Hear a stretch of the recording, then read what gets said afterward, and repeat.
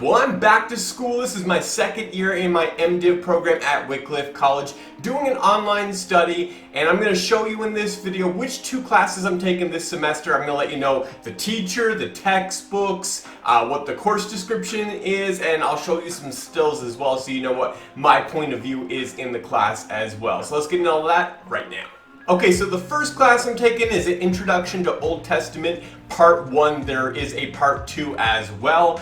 This one is on Mondays, and this is what the summary says. Introduction to Old Testament Literature, History, and Theology, with an emphasis on application of and implications for reading the Old Testament within the church. Now, it's focused on primary history, that's Genesis through Kings, as well as Chronicles, so not the prophets, but the primary history. The course traces the text storyline and attends to difficult questions raised by the subject matter, social and historical location and presentation. So that's a little overview of the class. This is my professor, Lisa Ray Beal. She's a professor of Old Testament. She was just hired this year, so 2022 is her first year. Previously, she was at Providence Theological Seminary, has her PhD from the University of Toronto as well, St. Michael's College, and her focus is on specifically on Joshua, 1st and 2nd Kings, and Jeremiah. These are a couple of her published works that she has right here. The Joshua Story of God Bible Commentary. This one was published by Zondervan, and this is her 1st and 2nd Kings Chronicle. This was published by InterVarsity Academic. So on to the textbook. So this is one of the textbooks by Paul Copan. I've not read any of his works, but I know him as a fairly well-known apologist. So this is a book I'm looking forward to reading myself. We're having to do a critical interaction with this book, so this is one I'm going to read front to back and write a paper on as well. So probably throughout the course I'll give some more thoughts on this one. And then this is the primary textbook, Richard Hess, the Old Testament, and Historical, Theological, and Critical Introduction. Not really familiar with Richard Hess. This one was published by Baker Academic, but seems like a scholarly work. And yeah, I'll see what it's like. But those are my two textbooks. So that's my first class, Introduction to the Old Testament. My second class is Intro to Anglican Liturgy. This one I'm doing on Tuesday. So it says, what is the Anglican tradition? I can read it all, but I'll highlight points. What is the Anglican tradition and when did it become traditional? So it examines the liturgy of the historical church, focusing on theological issues as well as historical developments. So it gives, it talks about the main liturgical developments within the 17th century Church of England, the U.S. and the Anglican Church, and most recently the Anglican Church in North America, which is the denomination that I hope to church plant with in time. That's my goal. So this is one of the major outcomes. In addition to the historical and theological dimension, the course will help equip students to lead the Eucharist, the daily office, and the pastoral services of the Anglican liturgy as found in the classical Book of Common Prayer and in contemporary books. So this is a very practical pastoral class teaching you how to lead the Lord's Supper, Communion, Eucharist,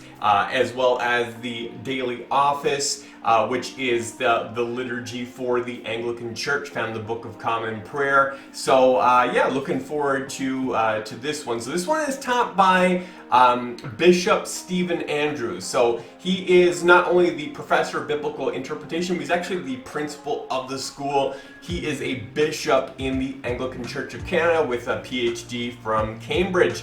One thing I think is really cool is Professor Andrews was, for 2 years, he served as the study assistant to John Stott. So I'm a huge John Stott fan, one of the kind of the heroes of Anglicanism. When you think about modern Anglican heroes, you usually think of like J.I. Packer, John Stott. Other people would have N.T. Wright as well. But those are some of the kind of the big names of the modern era for Anglicanism. So that was pretty cool. He's working with him. So that is the professor.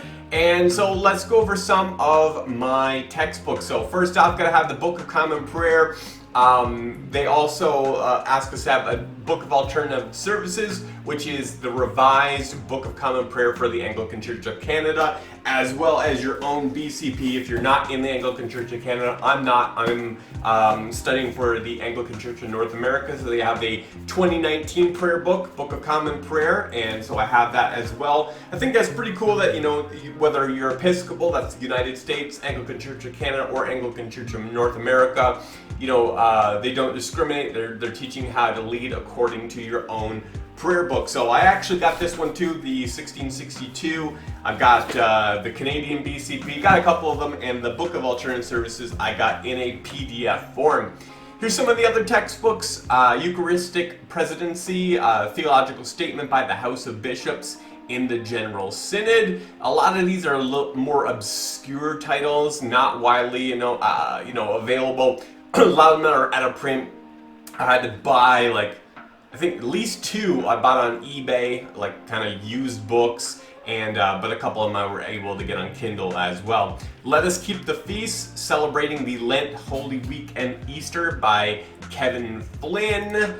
Intercession by Plater. This is a theological and practical guide for public and private prayer. Let Us Give Thanks. This is a presider's manual for the Book of Alternative Services Eucharist. This is, you know, step-by-step guide on how to, preside over the Eucharist. And then Company of Voices, Daily Prayer in the People of God. It says it's vital reading for anyone who wishes to understand the nature of prayer. So a couple of these I've picked up, like I said, got them on eBay, got paper books, and that was actually my Old Testament one. Got that one in paper as well. Other of them I got on my Kindle Paperwhite, and there's a few of them, like the more obscure ones, they got rights to them where you can get them from the University of Toronto Library. Wycliffe College is a part of the University of Toronto, so I was able to kind of get some of those more obscure titles from there. So guys, that's it. Those are the two classes that I am doing this semester. I have my first week this week, and looking forward to learning lots. I actually took a year off of classes, so I did 2020 to 2021, took a year off, and now this is my first week back. So feeling a little rusty, just kind of getting in the swing of things again. Haven't written any academic papers in a while, so definitely looking forward to getting back into the groove of things. So if you have any questions on what I am studying on any of these particular classes, or if you have questions on Wycliffe College, make sure you leave a comment below, let me know, and I will interact with you. Okay guys, till next time, peace out.